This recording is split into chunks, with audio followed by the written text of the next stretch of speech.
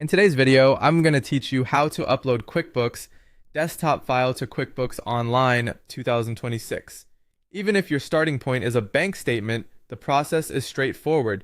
We'll save your statement, convert it to a format QuickBooks accepts, upload it, map the fields, and bring those transactions into your For Review tab. First, sign into your online banking and download the statement for the account you want to import. Choose the correct date range and save the file as a PDF so you have an exact copy of what the bank provided. Give the file a clear name with the account and dates so it's easy to track later. Next, convert that statement into a format QuickBooks Online can read.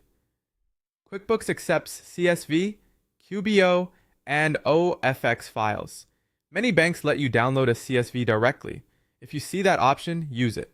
If your bank only offers a PDF, use a reputable PDF to CSV converter to create a clean CSV. Before moving on, open the CSV and confirm you have three essentials: a date column, a description column, and an amount column. Amounts can be split into separate debit and credit columns or combined into one column using positive and negative values. Remove extra header rows or totals, watch for stray commas or special characters, and confirm the date format looks consistent.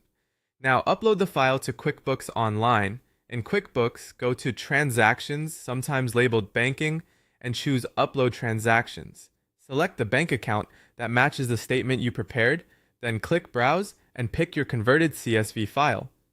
Click Next to continue. QuickBooks will ask you to map your fields. Match the columns in your CSV to date, description, and amount.